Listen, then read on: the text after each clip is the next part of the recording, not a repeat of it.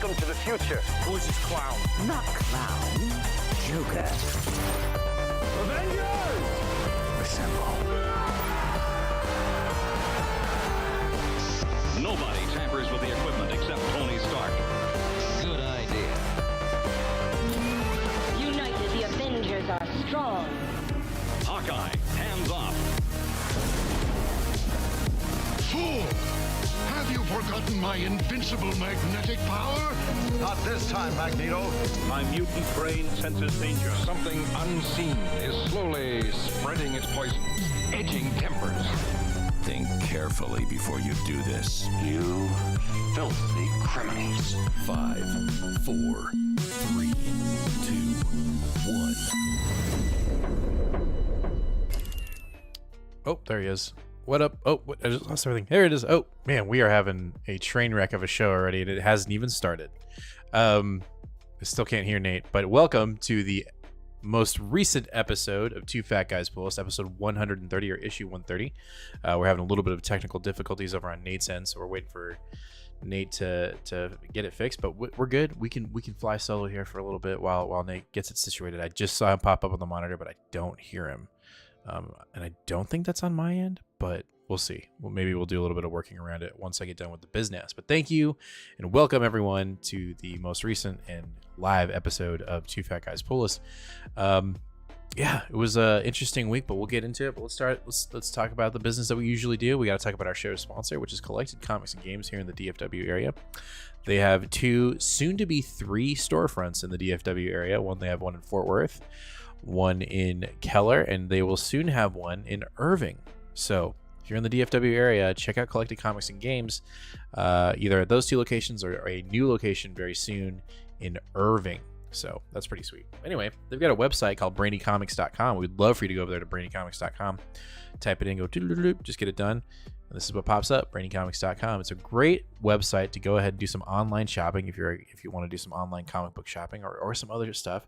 If you go over to brainycomics.com, you get exclusive variant covers, bundles, bad idea books, new comics, mystery bags, back issues, graphic novels, games, toys and collectibles, and even trading cards.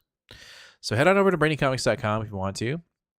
Do a little bit of shopping, a little bit of online shopping. And then after that, before you leave, before you check out, we'd love for you to go to that search bar up there and type in Two Fat Guys Pull List. And when you do, this is what's going to pop up. Get over here and just click this. Click it. You get a premium or regular upgrade here that you can put into your cart. And what this does is if you put the regular upgrade, the standard upgrade, for $8, you get 1 mystery exclusive cover comic, which we saw at the front end. But if you do the premium for $15, you get 2 mystery pulls essentially that will be put into your cart, into your shipment that'll arrive at your house once you've paid and it is there. So kind of looking at what we have currently available for variant covers, we have some pretty sick ones. I really dig this Strange Academy with I am blanking on her name. I cannot believe that. Magic. Or the Gwen. But there's a lot of cool ones. I mean, if you go to the exclusive variant covers tab, we can just kind of scroll down. There are a ton of them that you can just see. Really good looking covers that you could potentially win. I love these covers. Also love that Hulk.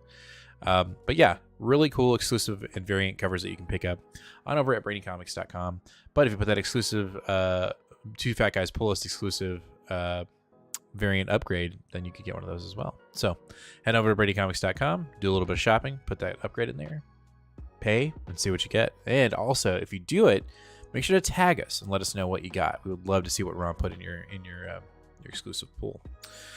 All right, so let's see. I think that's this right here. Yeah, perfect. All right. The other piece of business we got to talk about is our subscription goal giveaway. We're on the road to 850 subscribers, and we cannot stress this enough. We are trying to hit 1,000 subscribers by the end of this year, so please make sure if you are not already, hit that subscribe button, ring that bell, and give us a like. It'd be greatly appreciated. And when we hit 850 subscribers, you guys know the drill. We're giving away the CBCS graded 9.8 Green Lantern #1, John Stewart on the cover, retailer incentive.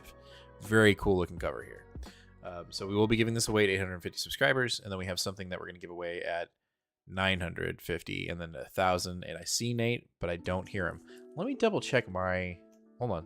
Okay, I can see you talking, but let me check my... So I'm going to put Nate on the screen, but you just know that we can't hear him.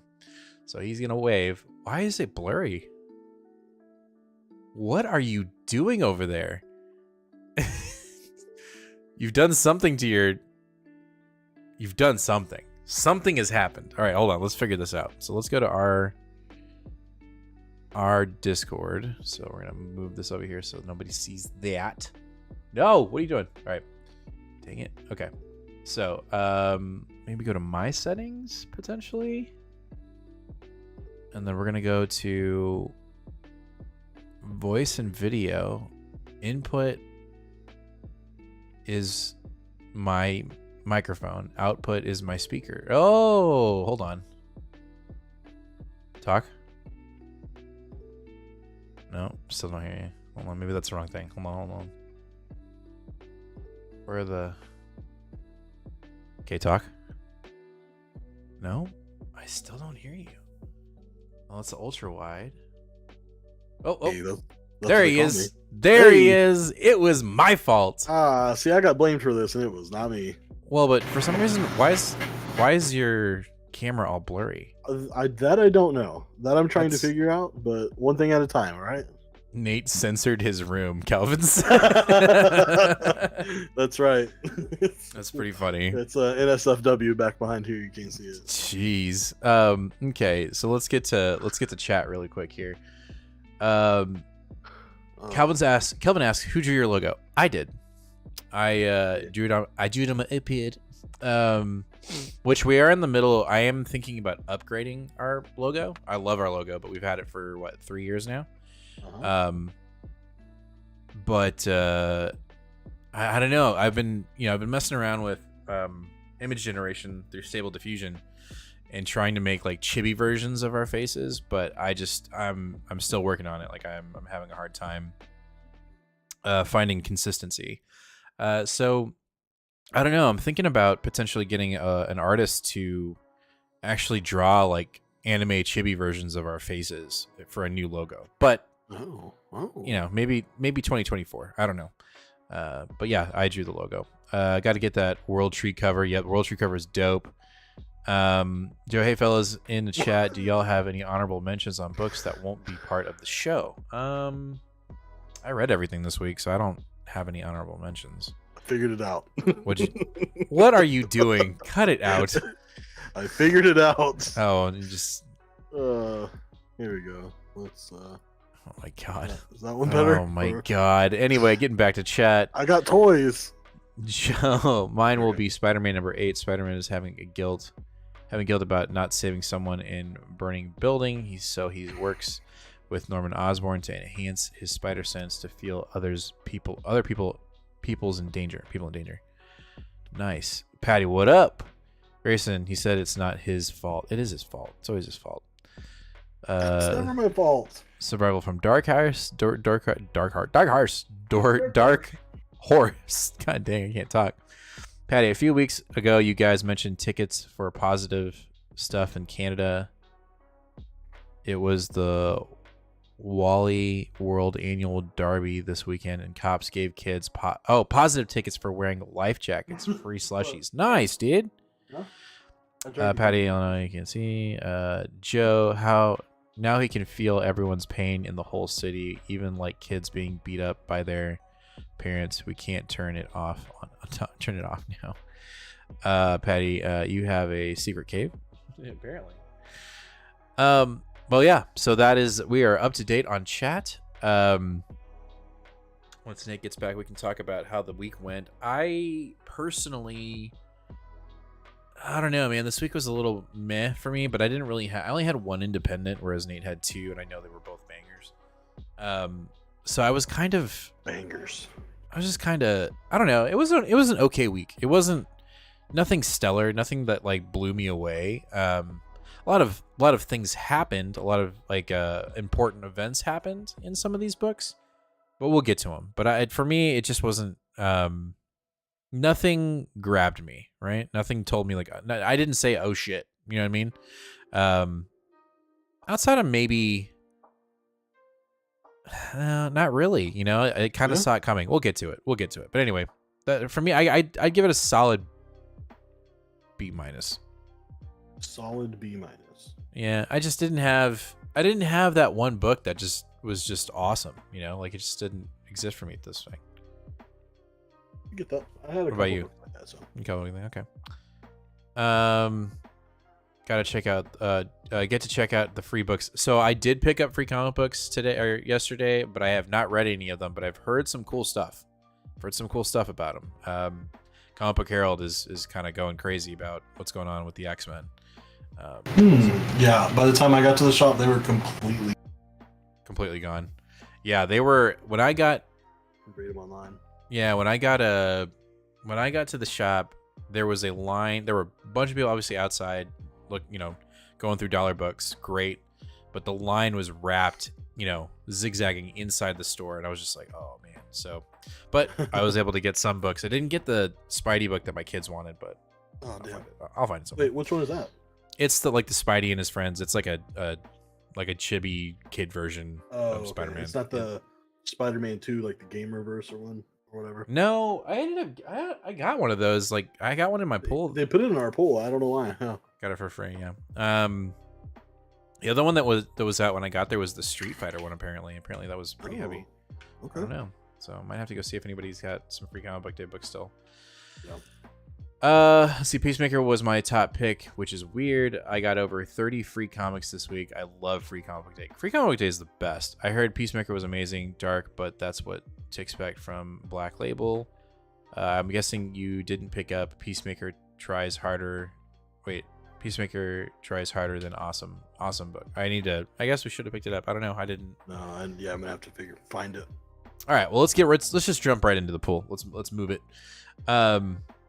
First up, we have Demon Warriors Scarlet Sin from Peach Momoko. This is the end of her Demon War saga, potentially. We didn't get an announcement. What? Did you not read this? What? You didn't get this? Did it come out? Yes, I have it in my hand. It wasn't in my pool, and it wasn't on the shelf. And it wasn't at the other shop either. Oh, wow. Oh. Well. The whole night's kind of ruined now. Well, okay. Well, let me just give you some insight on it. Overall, it's over, but we get one of these like the end ? But we didn't get a blurb saying, don't worry, Peach will be back in August. Like we didn't get that. So I don't know. It's more up in the air. Maybe it'll happen in 2024. Maybe Peach is going to take a bit of a break. I wouldn't be surprised. So, I mean, I know her comic book sales are probably outpacing a lot of other books, so I'm sure Marvel will get her back on the docket. But as of right now, we don't know if anything's going to happen with her book. But this is the first time where the 3 months or 4 months between issues kind of hindered the issue. I was about halfway through when I finally was like, oh, there it is. I remember now. But it took me a minute. But I felt like the ending was sufficient. I thought it was really good. The artwork obviously was so good. But I felt like there was a little bit of a kind of a game of catch up in the book. I will say at the end of the book, it just made me yearn for our character, wanting to know more about her, wanting to continue to see her to play in this Peach Momoko Marvel verse. So that's great. I think I would love to see her first arc and this arc put together in a completely collected edition, probably Treasury, like an oversized Treasury, and just read it all the way through. I think it would be amazing. But obviously artwork 10 out of 10. The closing of the story. If I take my lack of enthusiasm for not knowing if we're going to get one in August, I thought the ending was pretty fun. Did it feel a little rushed? Kind of. But I don't know if that's because it just felt a little disconnected from the previous issue, or if I'm just like really hampering for more Peach in the summer. I don't know. Yeah. But I thought it was good. So yeah. Patty, I know that's the worst when that happens. Hopefully it all get up put into people's pools and was popular. Yeah. It was in fact on the shelf, but only 2 issues left at 12 on Wednesday, so you might have missed out. Dang. Yeah, I didn't go till 5:30 on Thursday. So yeah, so probably maybe definitely gone. Maybe find some other. There might be some other shops that have it in town. Yeah. Or I'm sure Ron can get you something. Yeah, one of my shops opens the box for new comics and lets people walk up and grab them, and sometimes he forgets to separate his subscription peoples. Ooh. That's why I have 2 shops, because can't trust one. That's crazy, Joe. No. That's a faux pas. That's a faux pas right there. That's a no. All right, let's keep on going. We got Immortal X-Men issue number 11 from Kieran Gillen. A lot happened in this issue.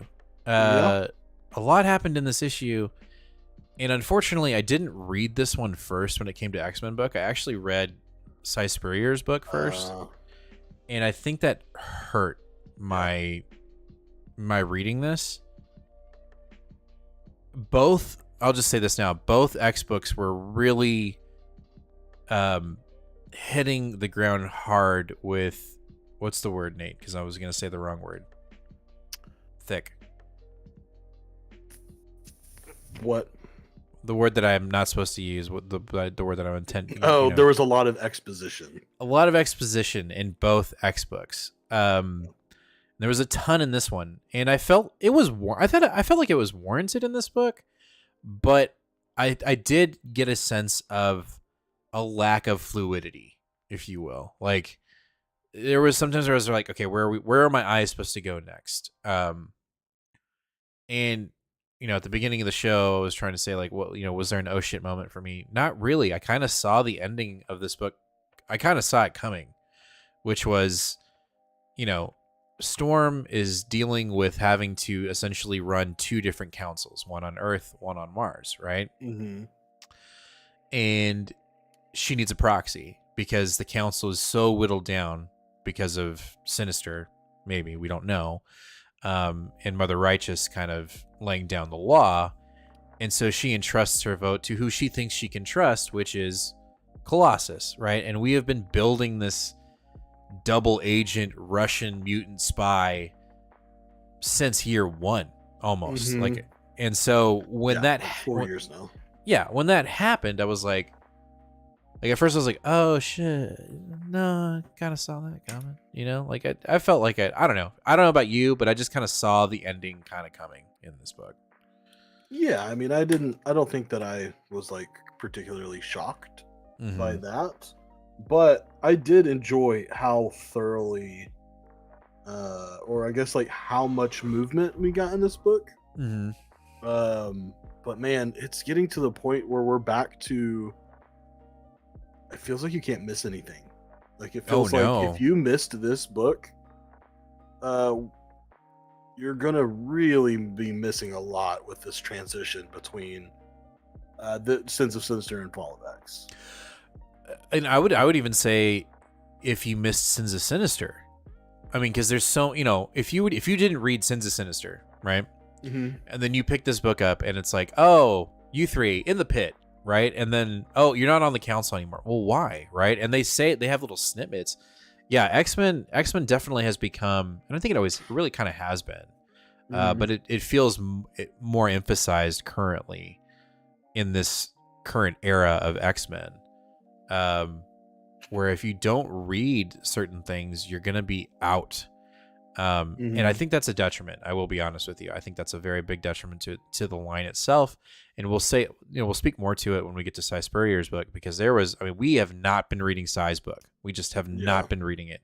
And out of the entire book, there was maybe a quarter that I was like, oh, I kind of understand what's going on here, only because I read Gary Jerry's X-Men and we dealt with Nimrod, right? Like, other than that book, I'm like, I kind of know who these characters. We'll get to it, but anyway, back to this one. Go ahead. But my question is, which has to do with this book, is where do you have to put the important game-changing things somewhere? Where do you put them? Yeah, I mean, it's at a certain point, I mean, and Hickman is the one that did this, right? Hickman is the one that said, what we're doing here, you got to pay attention to everything. You can't skip anything. We're not doing skipsies. And once Hickman left, I felt like we got to the point where that kind of went away. Right. You kind of could do that. And I think that that's one thing that is very Hickman-like, whether we want to admit it or not, is that we're going back to the point where it's like, no, you don't get to say, well, I'm not a big Kieran Gillen fan, so I'm going to skip his book. You know, I'm not a big Cy Spurrier fan. He's very wordy. I'm going to skip his book. Well, guess what? You're going to be messed up. You're not going to know what's going on. No doubt. And I mean, there's a part of me that it's weird. This is odd.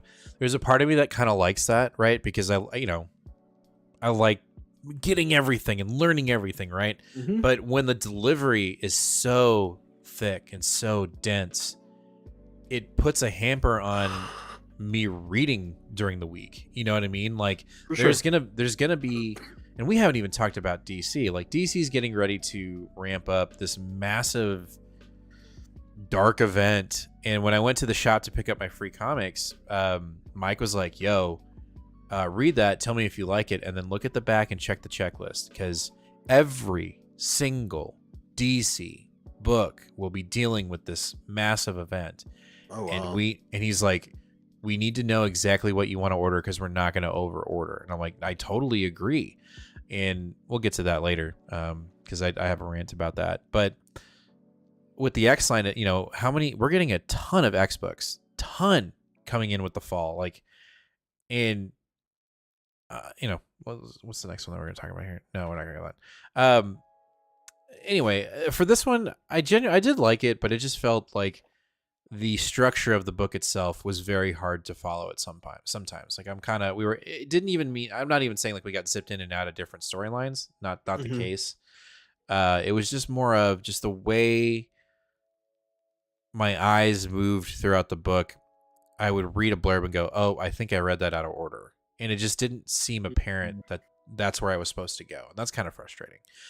If I take that criticism away, it was a really good book. I thought it was great seeing Storm have this internal conflict and have these internal ideas about people on the island who she trusts and doesn't trust.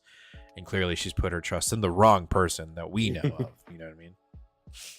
There was one thing about this book, though, that stood out to me a lot. And that was how I think Kieran Gillen gave a perfect example of how well he knows the voice of these two characters between Storm and Emma. Mm-hmm. Whenever, you know, everyone gets chastised, we're thrown into the pit, they finally pull them back up. You know, we let them know, hey, you're pseudo on the council, you don't get any votes. Like, Storm just basically throws it on the table and just says, this is how it is, and you're going to deal with it. After all of that, I was just like, damn, Storm is just 100% right. Like, look how fucked up these guys did. And Emma didn't move like an inch. She was like, nah, I've been the bad guy before. I've been here. I know what's happened. And guess what? Still took you 5 years to even figure out there was something wrong with us. We were sinister DNA fucked for 5 years before you went, something's a little fishy up here. And it's because you weren't paying attention to Krakoa, which should be your home as much as Morocco, if not more. Yeah. Like, just because you've been appointed there doesn't mean you're of there, sort of a thing. Yeah. I thought that was one of my favorite interactions of the week. Yeah, really for good, sure. really well written. Yeah, and just to kind of look forward to what we're getting ready to get into with X-Men, you know, with the fall of X. There's some really cool shit coming down the pipeline from some really cool writers. So I am excited for it. Especially with Storm, because I know Genesis is about to show up in a prequel or a pre-Fall of X book, which I'm like, that's gonna be dope. But we'll get to that anyway. Great, it was fun, but there was a lack of consistency, and that's the first that I think I've said that for Immortal X-Men. So, oops. But we're just coming off of a giant, a very big, internal event. So you got to give Galen a little bit of space there, for sure. All right, let's go over to Moon Knight with a guest appearance with Venom, the Dylan Brock version of Venom. I liked it. seeing Moon Knight be a mentor to Dylan and to see them kind of coexist and work together on a common goal, I thought was really cool.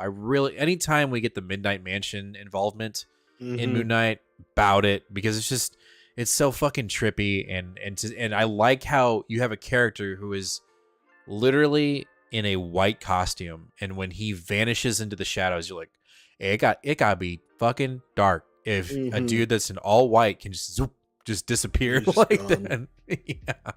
I was very impressed with how Cappuccio drew Venom. My God. Like he did. To me, this book is up for book of the year for art. Yeah. In Marvel. Like not even, and I don't know that it's close right now. Not right now. Cappuccio just said, if you are not considering me in the top 5 of comic artists right now, let me show you why you're wrong. Let me show you why you're absolutely 100%. This book was a masterclass to me of sequential art, of like not just sequential, but like of what am I trying to say? Like fighting and shit, like movement. Like they're just like, it was such good movement in this book.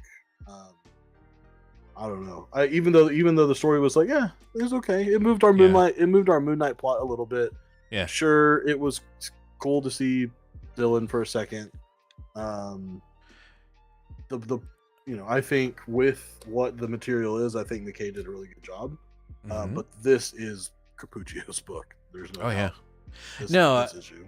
Yeah, for sure. And I think this, if there was any book for me that I don't think I have a pick of the week, I think I'll pick one, but I don't really have a pick of the week, but this was pretty close to being a contender for it. And I think the things that kind of shot it down were, like you said, the storyline was moved an inch, but it didn't feel massive.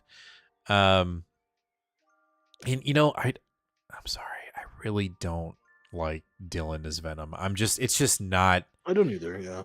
It's just not for me, and for some people, that's gonna be oh, y'all suck, and then there'll be some other like. But that's why we pulled it off the show too, is we were like, we're not the right ones to review this, right? Because it's not that it's bad. We can't. This isn't for us. It's just not for us. It just wasn't our bag. Wasn't our bag of beans. But no, I definitely enjoy this. I'm still digging Moon Knight for sure. What up, Jaden? Moon Knight is awesome. So consistently solid for sure. Love Jed's take on this run. It feels old school when we get cameo issues of fun crossovers. You can read Moon Knight without worrying about the rest of the Marvel universe. Dig that for sure. Patty, I'm lucky I don't have to worry about my own shop, especially. Oh, this is about the shop dilemma. Gotcha. This cover reminds me of the classic Marvel team up. I like that. Yeah, no, it's really good. I do like that. It was a solid issue. It was very solid. Like, this was one that if I had just an inkling of an ocean moment, it would have been my pick of the week, but just didn't want there. All right, Scarlet Witch, issue number 5 from Steve Orlando. I love this book. Not my pick of the week, but maybe it is. I don't know. Maybe it's my Marvel pick of the week. I enjoy it. I think Orlando, I think, is a very underrated writer at Marvel. I don't think enough people are giving him attention. And whether it's because he's writing Marauders, or he was writing Marauders, or he's writing Scarlet Witch, whatever. I think people need to pay attention more when he writes, because he's moving stuff. He really is. He's moving some pieces, and he's having a lot of fun doing it. And I dug this. I love Marvel's version of the Amazons and Wonder Woman, if you will, but someone who's a lot more ruthless and much more stubborn. This Mysterium, getting a fully Mysterium armor was really fucking cool for this character. Did you read this? Yeah. Okay. And the ending, right? Spoilers, the ending. Supposedly, Magneto is alive and well, and we know it's not the case. Yeah. It's definitely Agatha, because we're getting ready to do this Agatha centric annual event. What's the champion of or chaos? Contest of Chaos or something like that. Something like that, yeah. Yeah. But again, I'm digging Steve Orlando's. I'm digging this run. I think this is a really cool run. I think a lot of people shot it down too quickly, and I think you're missing out. I think this is a really fun run.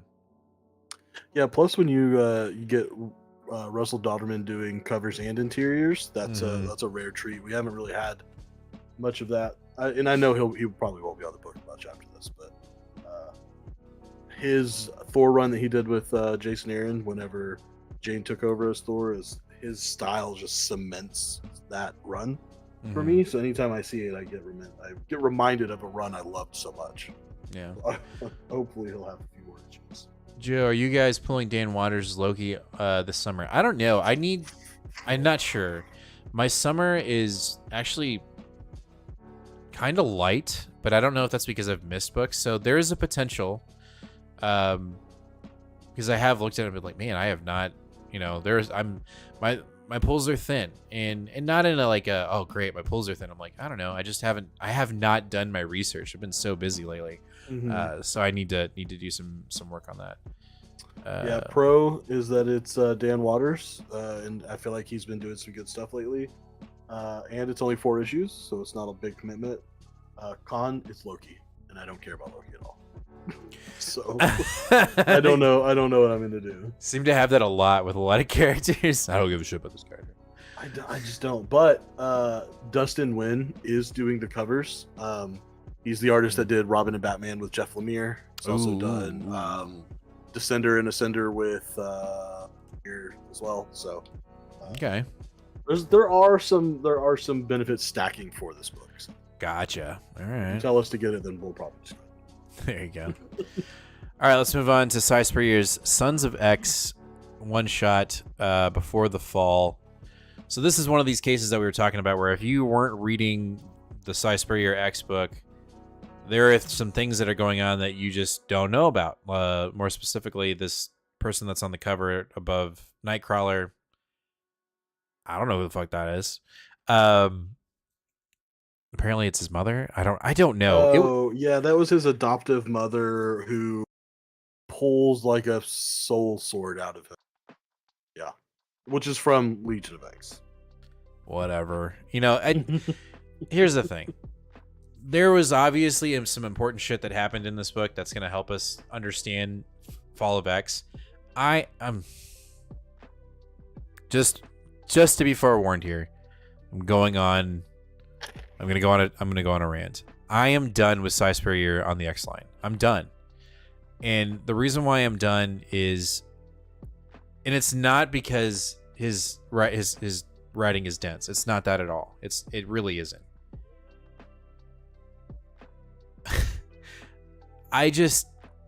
It's like he wants you to know what he like. I think when he writes, it's like, oh, someone will completely understand what I'm saying here. They will understand the thinking in which why I wrote the way I wrote it, and why I have the flow of, or the lack thereof, in my comic.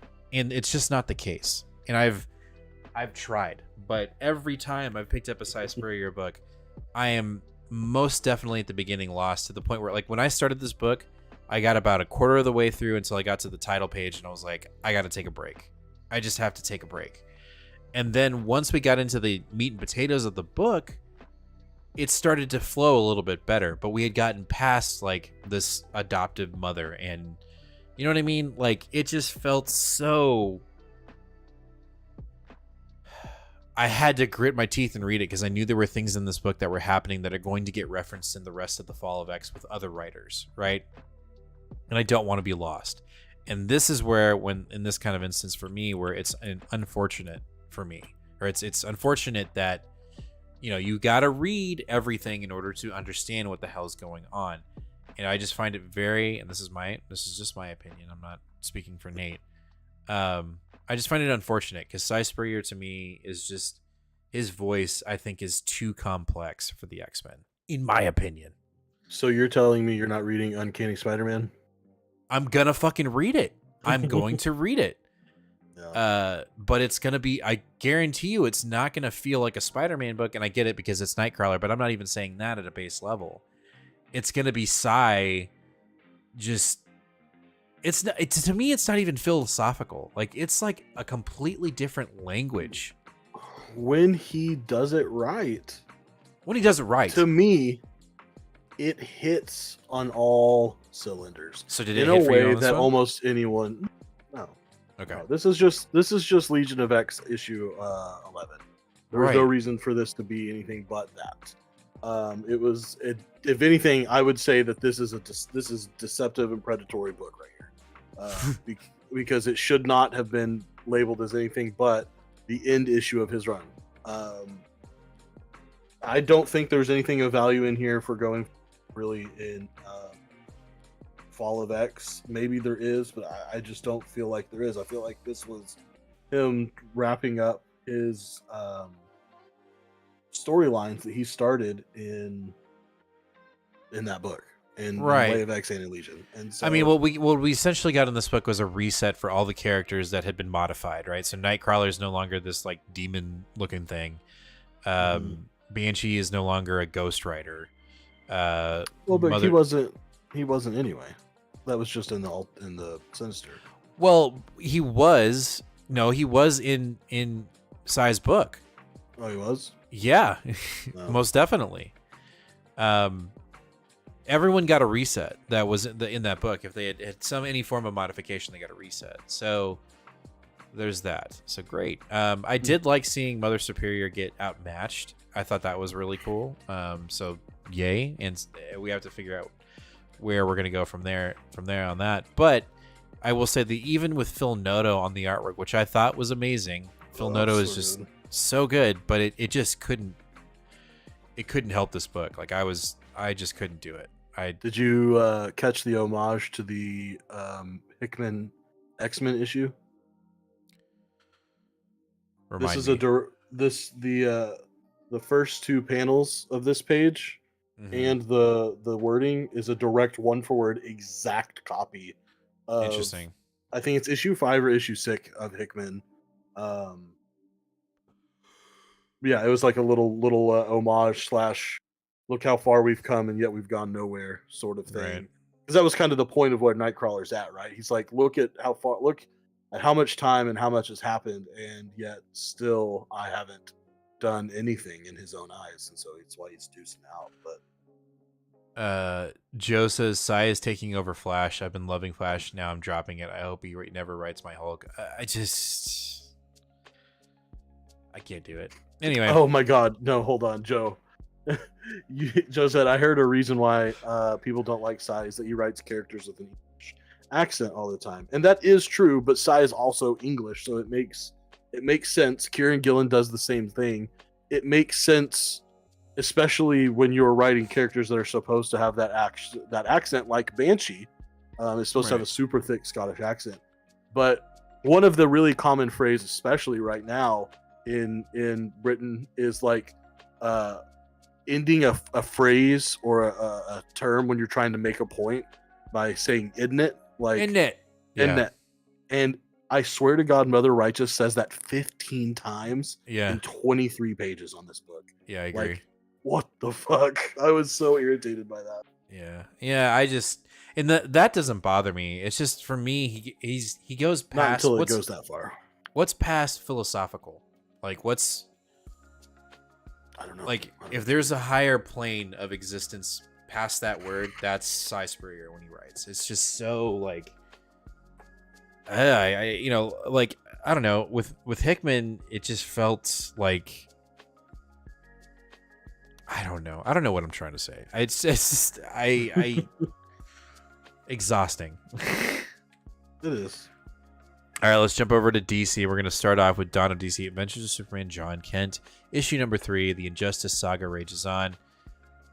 If I had to pick a pick of the week for me, because I didn't have as many independents as you, I'd probably say this is it, because I have not yet read Injustice, but I know the significance of what's going on in the world that he's in, and I know that I'm sure if I had read it, I'd been like, oh God, John, stop it, like you're about to get fucked, like, you know what I mean, like, because we know that this is a jacked up world, right? And for me, what landed the issue was at the end of the book, where for some reason this child is falling off of a apartment balcony. I literally, it like panned up. I was like, oh, is it Michael Jackson up there? This baby is falling, and Jon saves him, and then the person's like, oh, it'll never happen again. And Jon comes to the realization that Superman is like fear mongering. He's he's an evil Superman, and so for me, I guess that would be this would be my pick of the week. Just because there's just a lot you can tell there's a lot of invested in what's going on, and even if you haven't read Injustice, like the minute I started reading it, poor blanket, yeah. The minute I started reading it, you felt like, oh god, like when's it gonna turn? Like when are you gonna when is the shit gonna hit the fan? And every page turn, you're waiting for it to happen. Then it happens at the end, which is I thought it was great. But I genuinely like the issue. I'm having a lot of fun. I need to read Injustice. I need to get the DC app. I'm gonna do that tonight after we shoot New Comic Book Day. I am getting the DC app. I'm gonna read Injustice online. It is so good, and I would say that I'm so glad that I've now read at least the first volume, the first 12 issues, year one of Injustice, because I think it makes this hit so much more. Especially for me, seeing a little bit older Robin in this world after what happens between Bruce and Dick and Damian, seeing the hurt that is there and seeing how that's manifested in Damian a few years down the road is really interesting. Again, we've said this before, but Tom Taylor's use of Elseworlds is pure mastery, and it just is continuing. I really enjoyed it. FWC goes, wish everyone could collectively pretend that the Injustice comics don't exist. They're so overrated. We're really like, this is so cool. I've only read the first year, and that's all I've read. He says year 1 and 2 are good, and then the rest fall off a cliff. So I think Tom Taylor does the first 2 years or maybe 3 years, and then someone else does Buccelli or something like that, does years 4 and 5. Regardless of that, just being able to know what the backstory is of that world more than just reading the quick Wikipedia of it, I think is. Yeah, I need to do it. That's what I'm going to do tonight after we get done filming. Yeah. All right, let's talk about Batman Legacy 900. This was a confusing ass issue for me. Oh, really? Well, and here, let me tell you why. Okay. Like, is it over? Is this Batman run over? No. Oh. Like Chip Zdarsky's run? Yeah. No. It just felt like an abrupt ending to the story arc. Like, I don't know. I mean, pros. It was fun. The thing that I like about the issue was the jumping around on artists, and for no fucking apparent reason. Not like, oh, we're over here. Oh, and let me give you an instance. Because when we jumped realities to other Batman, yes, it happened. But there is an instance where we don't jump realities. We literally jump scenes, and it's a completely different artist, and then we jump back to the main artist of the book. Whether I think that's Hawthorne. Yeah. There is an instant where we're still in this reality, right, that Batman is in, and it looks gorgeous. It looks phenomenal before he starts jumping around when, this version of Joker starts multiverse jumping. And it's like, it's a page or two. It's maybe 2 pages. You see what I'm saying? Yeah. There it is. It's like we go from Hawthorne, which I'm not impressed with, and then we go to who is that? Is it Jimenez or is it?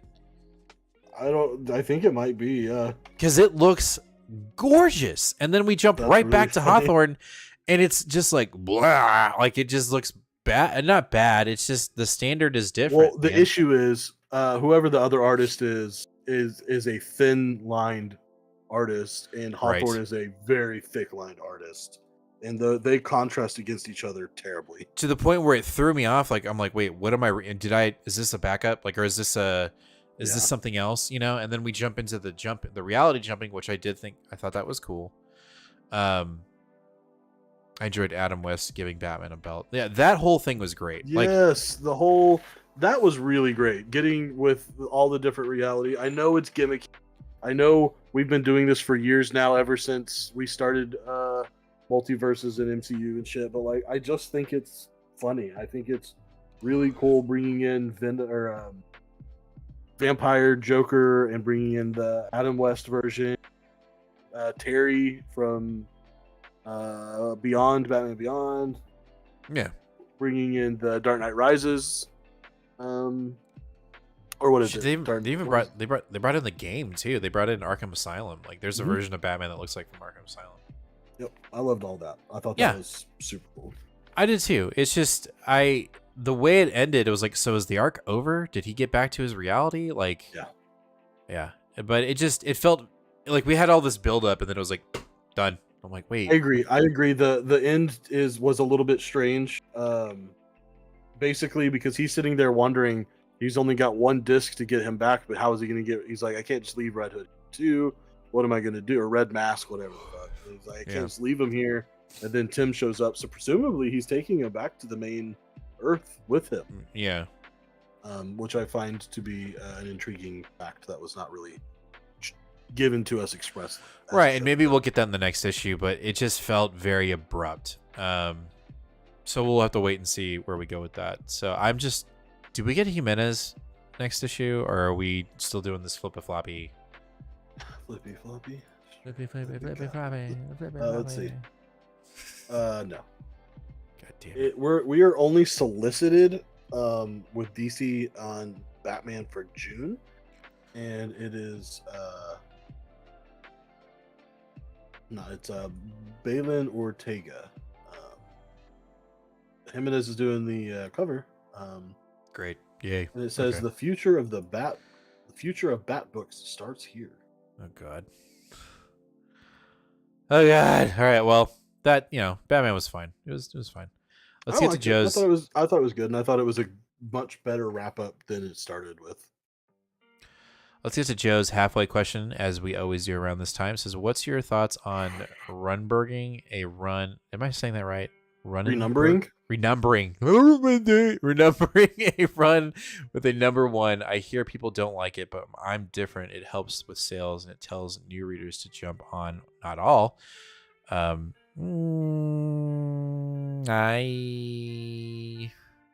don't. Wait, hold on. He says, as in DC, they just keep the numbers going, but change creative teams. So it's hard to know when to jump on and when you're in issue 767. I think, I don't know. There's a part of me that doesn't like it, and then there's a part of me when you bring up that situation where I do like it, right? Mm-hmm. I think for me, it's frustrating when I think if it's staggered enough, great, right? If you had a 25 to 30 issue run and now we're jumping on to a new number one, I'd be okay with it. When Shang-Chi, for example, hey, we had 5 issues. Now we're new number one. Hey, we had 5 issues. New number one. Hey, Teenie Howard had 5 issues. New number one. Hey, you know what I mean? Like that to me. It's so stupid to the point that the Shang-Chi issues, the collected editions, are actually labeled volumes 1, 2, and 3. Even though it should be volume 1 over and over and over again. Right. And when you read those number ones, you're like, what happened in issue 5 of, and you're like, well, what the fuck? Like, yeah, that's stupid. I think that I think DC has done a better job at numbering than Marvel has done, because if I had to choose the two extremes, DC doesn't renumber enough and Marvel renumbers too much. I would rather choose on the don't do it enough. I would rather look up the creator that I'm looking for and then go from there. And the example that I will give you is what I think should happen is anytime a direction change happens, we should probably have a new renumbering. For instance, when Al Ewing finished his Guardians run, and then now we've got the Jackson and Lanning one. Right. I think that should probably be a new number one. We've got different creative teams, we've got different artists, we've got totally different directions, and we've even got a different cast. And we had a year gap in between. That renumbering totally makes sense. Okay, yeah. But I wouldn't even say though that having a new creative team or keeping a creative team should or shouldn't cause. A perfect example of that is when we renumbered Jason Aaron's Thor run once Jane Foster took over. That made sense. That is a completely different direction change. Odinson is no longer needs to be Jane. She needs to have her own number one so that everyone sees this is a significant, clear change. Right. Now, what was really dumb was she only got 8 issues, and then they did Secret Wars, and then had to relaunch because the timeline got fucked together. Everyone did another renumber one too, even though they were just continuing the stories that they had started before Secret Wars. Like literally, what was supposed to be their issues 7, 8, 9, 10, 11, 50 were called renumber ones, but they weren't even introduction issues. They were just jumping right back. That was really dumb. I don't care if it's been 6 months and there's been a big giant event. Keep numbering the same. Yeah. And that's why I think DC's done it better, because they only started renumbering shit at in 2011 when we were doing New 52. That's when they were like, this is literally a new timeline. We're starting over. Okay, that makes sense. But like when Tinian left and Williamson took over for Batman, there's no reason to renumber that to me, because it's the same direction. There was no like big gear shift, Yeah, I know. All right, quit. I'll quit talking about numbering. I'm very, very passionate about comic book numbering, if you haven't noticed. Very passionate about it. Joe, I like Tom King is taking over on Wonder Woman at 900, I think. But unless you are a deep dive reader that keeps up with the information, then you will wake up to the stand and say, nope, too far behind. Yeah, no, I get that. I am very intrigued. I've been wanting to read Wonder Woman, right? And the most recent run, I was like, nah, I'm not. I think I read one issue and I was like, nah, not for me. But with Tom King jumping on, I'm actually pretty excited. And I will also say, and let's ask this question. And Nate, I would be interested to see what you think about this. Okay. How do we feel about Wonder Woman? How do I say this? How do you visualize Wonder Woman in the sense of like her character design? I don't understand what you mean. So what does she look like? Right. So like there are some times where she's an Amazon, like she looks like an Amazon, right? And then there are other times when she's just kind of petite, and you're like, no, right? And like I think if I'm not mistaken, what am I trying to say? If I'm not mistaken, with Tom King taking over, the character design, she looks more like an actual Amazon rather than a regular person. Okay. And to me, I'm a little bit more intrigued in that, I guess, because like that's what the character is, right? Like she's from Amazonia, right? Am I wrong there? You are wrong. She's not from Amazonia. She's from Where's she from? But there you go. See, I don't know, right? But I will tell you. I will answer your question in the way you will think I am being harsh, but I'm just being honest. No. That's right. I think so little of Wonder Woman that I don't know that I've ever noticed what you're talking about. You've done that like 3 times in the past week. Where you're just like, I don't mean that mean. I'm just I don't think of her. I don't. When she's presented to me, I just take it at the value that I see it at. Okay, so like when I saw her in the Superman book this week, like she looked like a warrior. She looked, you know what I mean? She kind of like she'd kick your ass, dude. You know what I'm saying? And like in some other books, she pops up, and I'm like, I don't. That doesn't like it. Just doesn't seem like Wonder Woman to me. And Jade says, "Yeah, I hate it when the drawer are too skinny." I don't know. Like, I'm not trying to like stir up anything. I'm just saying, like, no, if she's not either. If she's a warrior, let's fucking pound some heads, yo. You know what I'm saying? Like, and so and I know this is a completely different off different topic, but like, I am excited because like I saw the way they're gonna draw her, which she seems like an actual warrior princess. I'm like, dope. Let's do it. Let's bust some skulls. You know, like about it. Anyway, I'm trying to find like an example, and I'm having a hard time because. Okay, maybe it's just me.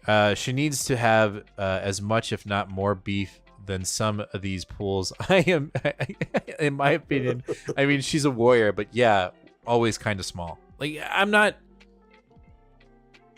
I've just always like, I'm not asking for Avengers, most recent Jason Aaron Avengers run of She-Hulk where she's like, she looks like a dude. I'm not saying that, but I'm just, not that I give a shit about that either. If you want to draw like that, fine.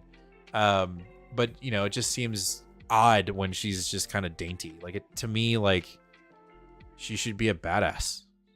That was really weird. Should be like really tall, right? Yeah. Because she's an Amazon. Yeah, Amazonian. I don't know if she's an Amazon. Amazonian. That's why I didn't really like Gal. It doesn't matter. I opened a can of worms. Let's move on. Thank you, John. Thank you.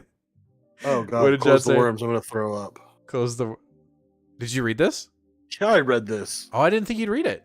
Well, I wasn't going to, and then Lee told me to read it, and I was trying to be nice because I know Lee likes Shazam, but goddamn. Okay, let me just say this. So bad. It's not that it was bad. Just hear me out. Hear me out. Okay. Just hear me out. This is a perfect example of when we get discouraged, when we think of movie studios saying, "Hey, this is happening in the movies, so let's do it in the comics too," right? I know very little to almost nothing about the newest Shazam movie outside of the fury of the gods. They're pissed at Shazam for stealing his power. What are we doing in this book? It looks like we're doing the same thing, right? We've got what looks to appear to be like maybe Zeus and Hercules showing up and being like, "You're not using our power correctly, and now we're gonna fuck with you." And so that to me was a big turnoff, in my opinion, for the book. The origin and just kind of getting us caught up with Shazam, I was indifferent. I didn't feel cheated, but I was like, okay, whatever. That being said, even though those are two like negatives for me on the book, I am somewhat, and I'm saying this very lightly, I'm not saying this like, dude, Shazam, like I am somewhat intrigued by the ending. Like to see him lose his shit at the end and like be a total asshole, right? And then snap out and be like, wait, what just happened? So that was kind of cool. I did like that, like, because it's so out of character, right? Because this is, hey, it's Shazam, yo, bro, you know what I mean? Like he's the guy, and he's a kid and whatever. So that ending I thought was pretty cool. I will say that. Did it intrigue me enough to get an issue 2? Currently I'm 50-50 because I want, and this is just my opinion again, this is not yours because I know you're going to poo-poo like crazy, and that's okay.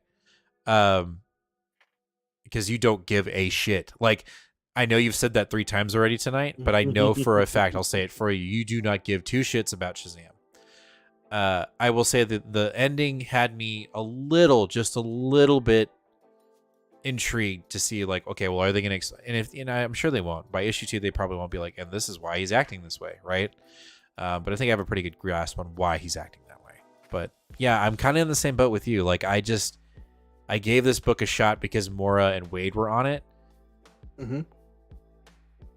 Mora's artwork, phenomenal. Looks great. Oh, I think it looks absolutely stunning, right? But it actually looks quite a bit different than World's Finest, though. Yeah. No, you can tell that the colorist really is playing a big part in this book, or on Dan Mora's line work in general. Yeah, and Joe, I think you summed it up perfectly. The ending is wild. The ending is definitely like, I was like, I just wasn't expecting it because, and here I will give this is the credit to the book. The whole book, you're like, oh, we're just doing another reintroduction of the character. You know what I mean? Like, it just felt so campy, so like, hey, if you haven't read Shazam before, check this book out, right? And then the ending was like, nah, bitch, boom, like Sidewinder, knock it out of the park. And so that to me was intriguing. I just don't know if it was intriguing enough for me to pick up issue 2, and I'm on the fence. I'm 50-50. So Okay, the way that Lee got me to pick this book up was she said it starts with Shazam dealing with intergalactic traveling dinosaurs and then having tea with them. And I said, I don't think that you could have said anything more perfect to make me pick up a Shazam comic. But that sounds amazing. And I read that part and I was like, oh, maybe I'm wrong because this is fucking amazing. And then it went right to the part that I hate, which is that this motherfucker that has been having comics for 100 years now is still Billy Batson, the teenager in a big boy body, and it's like, what do I do with these big muscles and this big weenie? And I just punch you and shit, and all I really want to do is eat my cereal and play my video games. Fuck it, I do not care at all. Everyone knows that's what I was gonna say, but like, it's so bad to me. It's so bad. We've been doing this for like literally 90 years or 85 years. We've been doing Captain Marvel Shazam comics, and it's Billy Batson in the big boy body, but he doesn't know what to do with it or how to control it. And the wizards are going to take it away from him, except now I thought they were wizards, but no, they're not wizards. They're Greek gods. Yeah. They spelled it out. I'm so frustrated Literally. by just the overall atmosphere. Not only that, but you really had to drive the point home by having old man Mark Waid try to sound cool. And he's like, he called his granddaughter up and was like, tell me what all the kids are saying nowadays so I can put it in my comic book. Tell me all your fun phrases. I mean, at one point he says bet. Why is 60-year-old Mark Waid writing bet in a comic book? Get the fuck out. I seriously might have to mute it if you review issue 2. I'm so irritated. Especially because of how good it started. Intergalactic traveling tea drinking dinosaurs? That's so cool. And then you ruined it with this childish Patty goes, oh, bet. Yeah, exactly. Thank you. We'll see. I got to see when it comes out, and if it's a light week, then I'll pick it up. If it's not, then so. We tried. Empire says Tom King writing Wonder Woman is a hard pass for me. Totally understand it. I get it. All right, let's jump over to the Independence. Big weenie, yeah. All right, go ahead, bro. So do I need to hit the button? Is this it? Yeah. Okay, all right. That's it. It honestly was really close for me this week, but Where Monsters Lie deserves the sweep, and this officially, as of right now, is, of course, this can change, but this is sitting as the #1 comic of 2000. Right. It literally starts out, if you don't remember from previous stories, basically kids get kidnapped to go. They get kidnapped by the murderers that live in this little commune. One of the boys gets away and tells the cops. That's how the cops were able to find where this commune is. Well, this boy is trapped. He ends up getting trapped by like a guy called like the puzzle maker or something. But the dude's an idiot and keeps trapping people in things that aren't really puzzles. Well, he traps this guy. He traps the kid.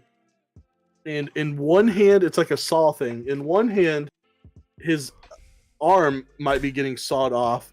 Oy. And then his dick is in a guillotine. Okay. Here. Can we just Jesus Christ. And he's got a little panel. He's got a little panel next to him that says, what does it say? Hand or dick. And he's got to choose which one is going to get chopped off. Can we just hold on? I gotta get my bingo card out and go. My dick is in a guillotine, really quick. So yeah, that was on the bingo card, right? God damn. And he's trying to go through his whole spiel. He's like, he's also wearing a tub on his head that's filling with water. And the puzzle maker's like, you only got 1 minute to decide, or else you'll drown in the water. And I know it's such a hard thing, you'll never be able to decide. And before he can even finish his spiel, the kid flips the switch to have his hand severed off because, of course, who's going to choose to have their dick cut off in a guillotine? Yeah, I agree. And so the guy's like, wait, no, I didn't even get to let you. Oh, man. And so the guy runs away. And then everything else just hits the fan. The two big ogre type guys, the one you see on the cover here with the chainsaw, and the one that we've seen punch through people, they get into a fight, and the chainsaw guy wins. He ends up cutting through his body and then chainsawing up through his face and his mask. And if you'll remember, his dad was the one that's in a wheelchair that was a cannibal, and he sees his son there chainsawed in half, and is like, "No, my boy, my." And then he starts chewing on his son's flesh because he's a cannibal and there's fresh flesh there. So it's, everyone goes down pretty hard. The puzzle maker ends up getting burned to death by the kid with one hand because he finds a flamethrower, so he catches him on fire. Oh yeah, here's a good shot of the guy getting cut in half. Okay. Jesus, good. So, the one thing I was not expecting was the really big twist. So they set off the failsafe, which blows up the whole town or the whole little commune and stuff.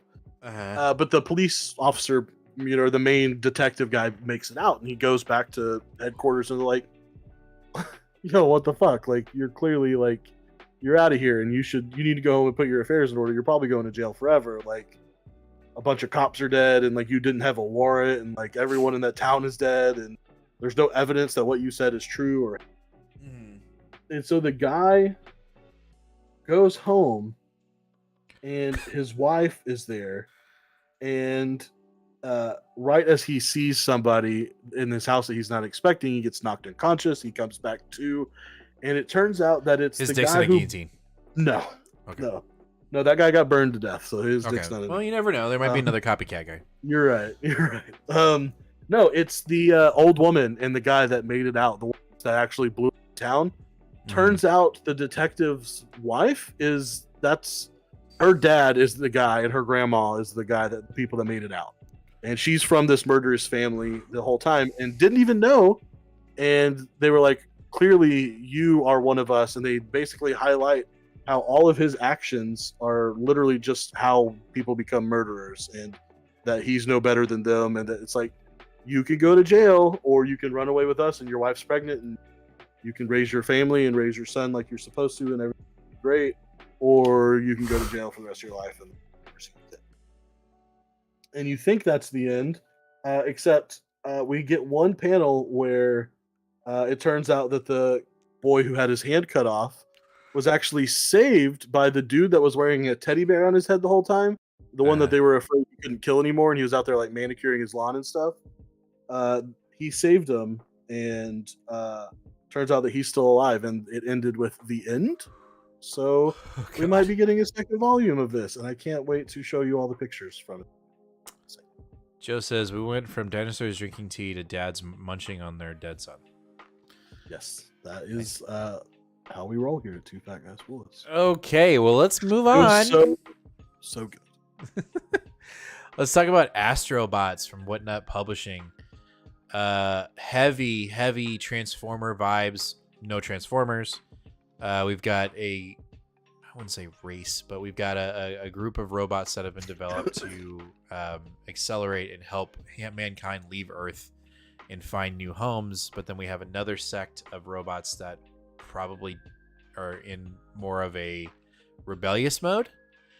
And I thought I knew what side I'd be on when the book started, but it looks like you're gonna be rooting for the free will robots, not the robots that are trying to help humans leave Earth, which I found kind of surprising. Interesting. Didn't see that coming. So very hardcore, massive 1980s Transformer vibes, which I love the shit out of that. And these robots are based off of an action figure that came out a couple years back, which is really cool. So they kind of did the same thing like what Transformers did back in the 80s, where there was a line of toys in Japan, and then they made a story about them for U.S. consumption, and then they made that, there was a cartoon. So we're kind of going down that same route. Overall, I really liked it. I will be getting issue 2. Wasn't my pick of the week. but it was fun. I think I just liked the idea. The artwork was really good, and for it being a Whatnot publishing book, I was kind of concerned because Liquid Kill is really good, but it's still kind of like, don't know what's going on. And in this one, you kind of know what's going on. There's a little bit more structure, and the artwork is absolutely phenomenal. And you're really diving deep into the robots, right? Humans are almost an exterior element to the book. They're almost like a myth, if you will, rather than like a driving, even though they are a driving force for one of the sides of the robots. They're almost completely unseen, which I really like. So you're really jumping into this robot centered book, which is really cool. So if you're looking for something fun and exciting and a little different, I would recommend getting Astrobots. Yeah, John says Astrobots was surprising fun. I'm in for issue 2. I am too. I get mad 80s vibes, which is really cool. I kind of like it. There's a variant where it looks like a old school Transformers toy. Like it's got like the logo and everything. Like it's kind of cool. It's very nostalgic, which I like. It's cool sci-fi. Nice. There you go. All right. Let's move on to our last book of the night, and that is Hairball, issue number 2. Yeah, this was really close to being my pick of the week. One of the things that I really like about this book that I really don't talk about too much is that this is a book that is at a quote unquote premium. It's a $5.99 book. Each one is. Which when I first saw it, when I saw issue 1, I was it's probably gonna be like a bigger issue 1, and then the rest will be 3. I saw issue 2 is $5.99. I was like, okay, do we really need to be? And it's totally worth it. So one of the things that we're getting in this book is literally no ads at all. The only one singular ad that is in here is just for the next issue, right? And it's the very, very last page. Other than that, there's not a single panel page or picture in here that's not the comic. And then there's 48 pages, so it is an extended book, but also the format is really premium. Like the pages are really thick, and everything is blacked out, so which pays dividends on this side where the house is on fire. It's like, I don't know, the blacks are just like super dark and effective. Yeah. And I really appreciate that with the Jenkins's art, which is all of Hillary Jenkins's coloring comes from watercolors. So I think that makes it stand out a lot. So I just wanted to point that out. We don't point out a lot of that stuff because typically it's just Marvel and DC pushing out whatever shill paper they can get. But the whole overall build and quality of this is really good. Overall, the story is. I think I mentioned this on issue 1, but this book is very similar to the fucked up type of horror that we get from The Closet, where very little of the horror is supernatural. A lot of the horror is just the horror of life. This book is definitely more supernatural than The Closet, though. And I don't know that going into a lot of the details of it is necessary, but we get a lot of heaviness from her adopted parents again. They're fighting, and at one point the cat's involvement, or the cat living in the house, literally causes the dad, who is wheelchair bound, to have a stroke from an allergy that he has to the cat that he didn't know. And the cat scratches or bites the mom while she's sleeping. She's running through the house in the middle of the night, chasing it, getting mad, trying to find it so she can throw it out of the house. The dad's having a stroke and is trying to tell her because he's just sitting in his wheelchair. And she thinks he's mocking her. And so she starts mocking him back because he's speaking gibberish because he can't form words because his mouth is hanging open. And she just mocks him and gets pissed and turns him around and pushes him into the corner of the room, where it turns out that the cat has been the entire time chewing on an electrical cord that has just started smoking and catching on fire. Meanwhile, the little girl looks outside her room and sees that the cat has now gone outside. The cat's not supposed to go outside, so she goes out of the window to go get the cat. turns around and boom, from that panel I just showed you, the entire house is on fire. Boom with roasted. her disabled stroking father shoved in a corner. God. That's just deep, and it hits hard and it hurts. The parents end up surviving, but they ended up sending her to an aunt who lives out on a farm so that they can work on their problems and that she can be in a safe place. They think the girl thinks the cat stays there because they find her, but then one day she shows up at the aunt's house, and the little girl's had too much, tries to drown the cat in her bathtub, and thinks that she does, and then her her aunt hears what's going on.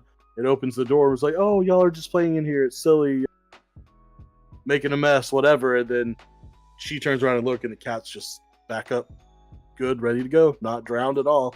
So now the evil cat knows that the girl wants to murder her, and we're not what's going to happen next. But this is a really dark book, but it's being done in an excellent way. And ever since King of Nowhere, I think is what it was called.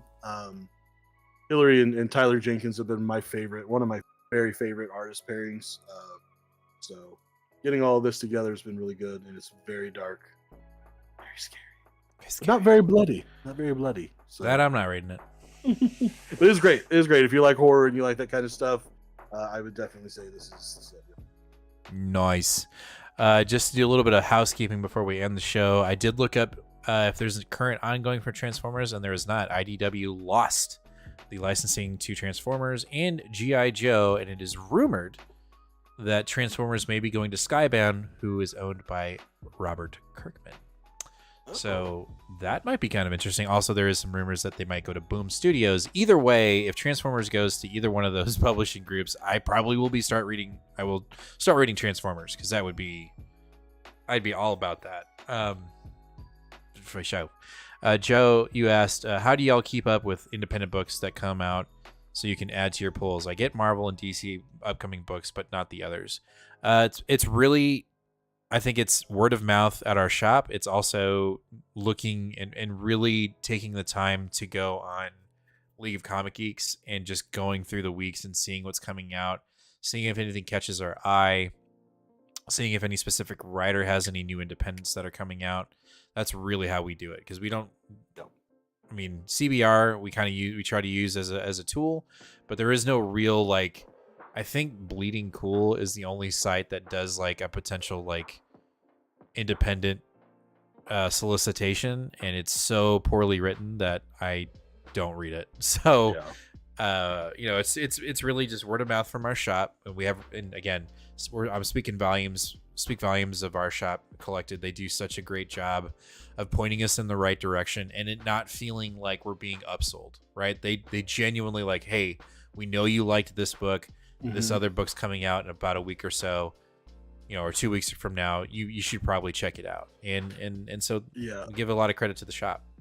The shop, for one, is the number one thing, because they suggest us so many different things. But number two, and Patty said it here too, in League of Comic Geeks, which we mentioned, we use a lot. I would say that I look at the new comics section of League of Comic Geeks at least twice a week.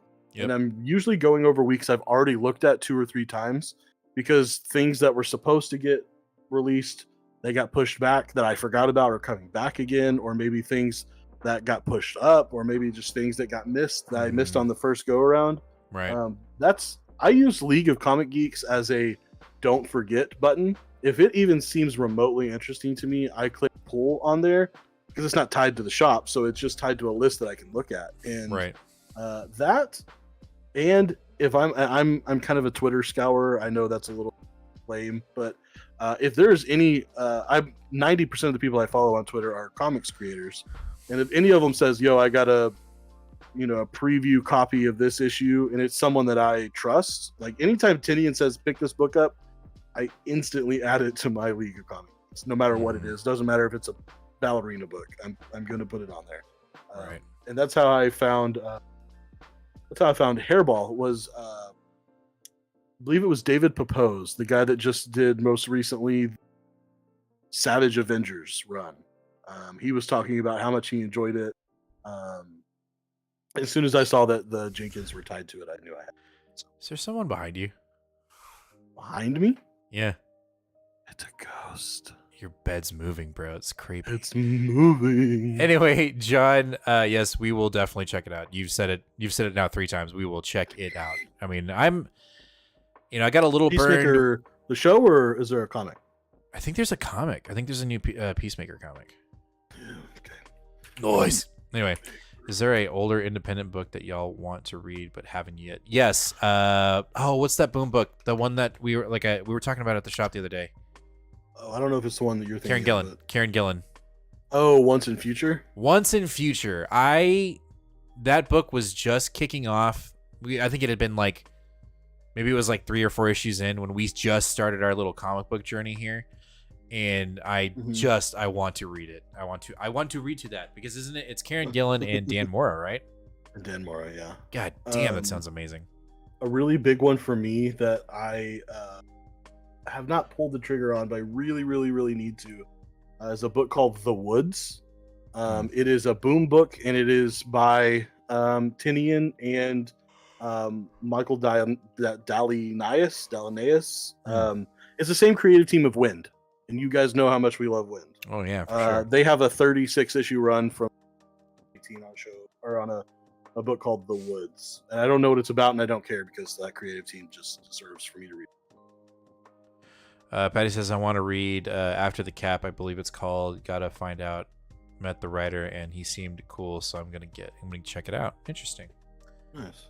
All right, well that's gonna do it for Southern Bastards, so I want to. Episode 130, issue 130 of Two Fat Guys Pull Us. We appreciate every single one of you for watching this episode live, and if you're watching this as a past episode, we appreciate you too.